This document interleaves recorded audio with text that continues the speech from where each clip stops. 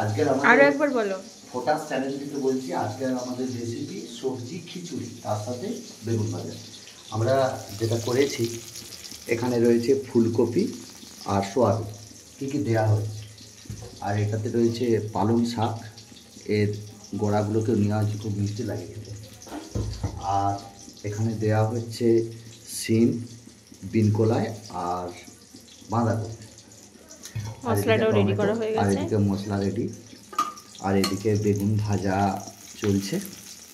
বেগুনটা খুব ভালোই ভাজা হচ্ছে, মোটামুটি ডাঁটা সহ বেগুন ভাজা। আসলে বেগুনটাকে ক্যারি করতে এবং বেগুনটাকে এত সুন্দর দেখতে লাগবে এবং খেতেও তো অবশ্যই ভালো লাগবে। দেখুন একটাও কিন্তু বীজ নেই বেগুনটার মধ্যে, খুব ভালো বেগুন। আর এদিকে চলছে আলু আর কলাই আর চাল দিয়ে, এটাকে হলুদ দিয়ে এখন হালকা টেম্পারেচারে গরম করা চলছে। আমরা একটু বাদেই শুরু করব মেন রান্না। আর আমি ফোটাস চ্যানেলের মালিক বলছি।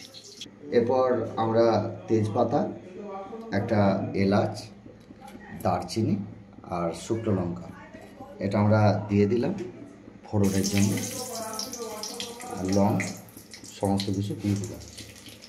এরপরে আমরা এটা সামান্য একটু টেম্পারেচার নেব। এখন কিন্তু আমরা মেন যে মশলাটা এটা দেবো না, কারণ জিনিসগুলোকে একটু ভেজে নিতে হবে। তাই আমরা ফার্স্ট টাইম ফুলকপি আর এটা দিলাম। এটাকে হালকা একটু গরম করে নেওয়ার পরে আমাদের যেটা রয়েছে বাকিগুলো দিতে থাকবো। এবার আমরা সিমগুলোকে দিয়ে দিলাম। সিম, এখানে একটা কাঁচা লঙ্কা আছে, এটা একটু পরে দেবো। সিমগুলোকে দিয়ে দিলাম।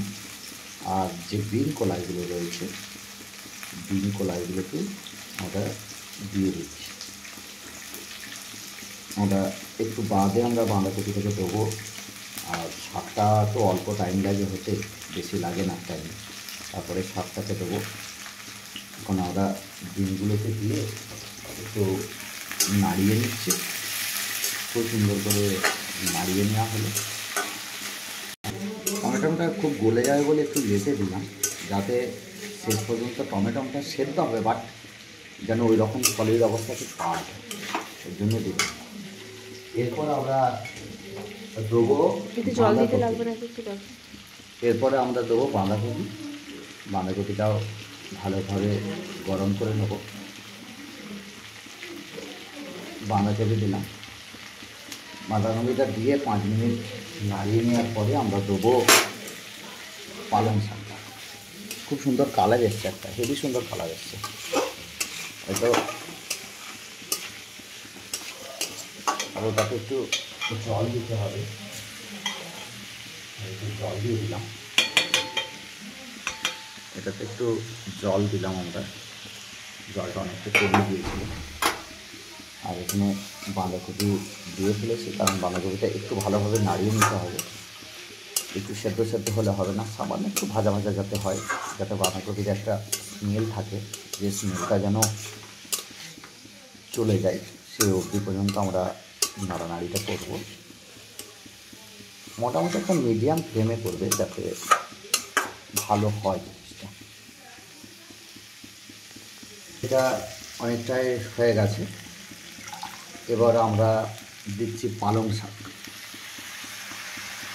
পালং শাকের যে লম্বা লম্বা ডাঁটাগুলো, মোটা মোটা ডাঁটাগুলো, এগুলোকেও ব্যবহার করব। এগুলো খুব সুন্দর মিষ্টি লাগে এবং খুব ভালো খেতে লাগে। এই পালং শাকটা দিয়ে আমরা মিনিট 5 নাড়িয়ে নেব, খুব ভালোভাবে নাড়িয়ে নেব। এই পালং শাকটা দিয়ে এখন নাড়িয়ে নিচ্ছি। 5 মিনিট ভালো করে মিশিয়ে নেওয়ার পরে এটাকে ভালোভাবে নাড়িয়ে নেব। সবজিটা রেডি হয়ে গেছে মোটামুটি। সবজি, এরপর আমরা সবজিটাকে কী করব, এইটাতে দিয়ে দেবো, সবজিটা দিয়ে দেবো এটাতে দিয়ে হালকা একটু গরম করে নিলেই আমাদের হয়ে যাবে। সবজিটা দিয়ে দিলাম।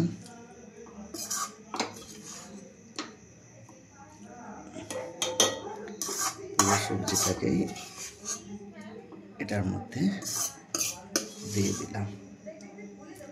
বাস, এরপরে ভালো করে এটা নাড়িয়ে দেবো, আর যেটা লেগে রয়েছে ভালো করে তুলে নিলাম।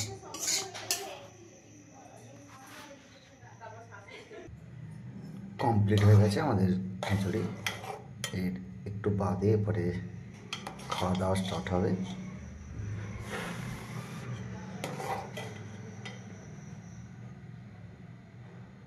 কমপ্লিট, হেভি কালারটা এসছে এবং ভালোও হয়েছে খিচুড়িটা।